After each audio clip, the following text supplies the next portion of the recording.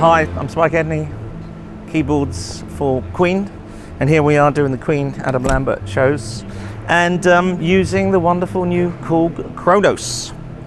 I've been using Korg keyboards for a good 10 or so years. Started off with the Triton, moved on to the M3, and took delivery of this lovely machine a couple of weeks ago. In fact, I've been through 5 of them at the moment. Now, that doesn't mean to say there's anything wrong. We had 3 for a project in North America called the Queen Extravaganza, which is the ultimate Queen celebration, and I used 3 on that, and then we've got 2 here for the real Queen show. So the thing is, Queen music covers 25 to 30 years, and so I need a whole range of sounds that either reflect the early 70s right the way up to the 90s, and that's what we've been doing. And we've been, along with my lovely technician Jules Bowen. Give her a wave. Hello, Jules. She actually presses the buttons and I just direct. And we have some big sounds to do, lots of piano. The later Queen stuff becomes quite orchestral, so such as The Show Must Go On. We've got a big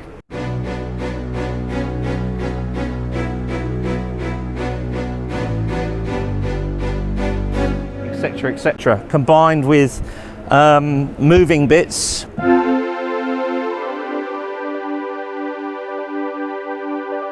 Combination of pad and arpeggiator working together. Lots of splits, and over the years we found that both the M3 and the Kronos is really good for splits because you can do anything you like. So, and the most complicated song I have to do, which is a combination of arpeggiator, pads, piano and vocoder, is a song called Radio Gaga. So we put them all together. We have piano, pad and a string. Then we have a piano with a bell.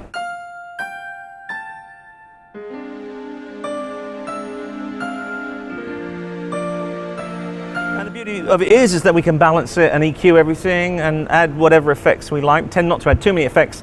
Let that happen at the front. Don't mess with the sound too much. But in a smaller gig, I probably would use far more effects, some delays, some choruses and stuff. So add to that.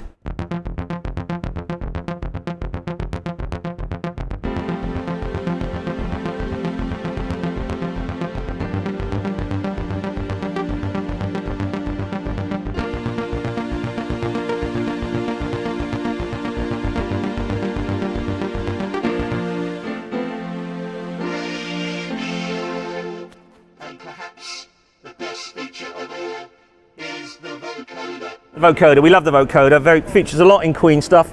Famous on Radio Gaga, and also in A Kind of Magic. And I also use it to beef up the backing vocals, because Queen are infamous for their multi-layered BVs, and we have 5 voices on the stage, and I can double that up with the vocoder. Gives it a lot more body. Really, really useful. So we love that.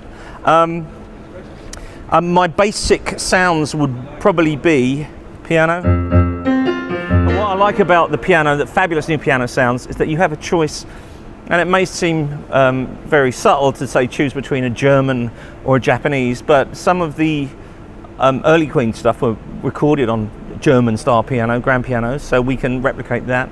And then the later ones would have been done on more modern sounding, brighter sounding pianos, and so I can replicate the sound for the period that we're dealing with. And so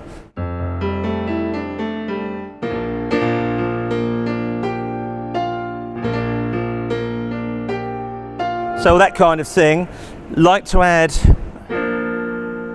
so behind it, a little quiet pad to give it a bit of ethereal quality.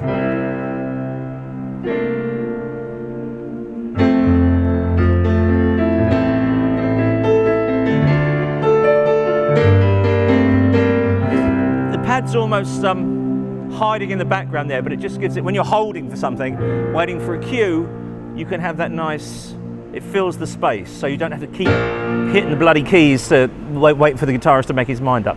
Nothing personal, Brian. And then if you add some strings, great string sounds. And I think basically a piano, a pad or string sound and an organ should get you through any gig really, and everything else is definitely a bonus. So we had some horns, for example, that song called Under Pressure, which has quite a lot going on. Here's another example of the splits. I mean, in previous years I would set up one sound with the piano and strings. If I needed to go to an organ, although I do have a Korg CX3, if it's not convenient to use it or it's only for one song, of course I can just incorporate it into the split. So here we go. A song called Under Pressure.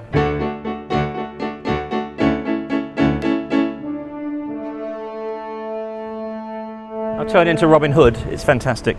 And then in the middle there's, we need an organ patch. So the splits are allowing me to deal with that without flipping backwards and forwards, so very pleased about that. That's all good. The sample memory is improved. We found that on the M3 we had to buy loads of extra memory to load it up, but this time around we've got everything we need. So if I'm going to use something, here's a kind of magic. Starts off with a quite famous intro.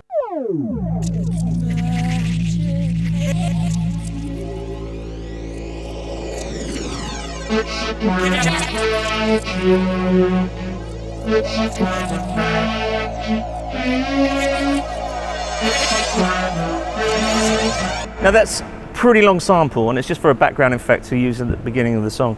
And before we had lots of problems, I had to keep re-triggering it and re-looping it and all kinds of things. Don't have to do that anymore. Very pleased about that. So what we found is very easy to program, great range of sounds, love the piano, love the orchestral sounds, all sound very realistic and easy to blend in. And especially if you've had any previous Korg experience like from the M3 or the Triton, you'll find it's very easy to get to grips with. And so I've used it for 6 shows now and learning more about it all the time, looking forwards to taking it around the world next year on a big tour, fingers crossed. So what can I say? Thank you very much, Alan Scally. Thank you very much, Korg. Great job. We continue to love you.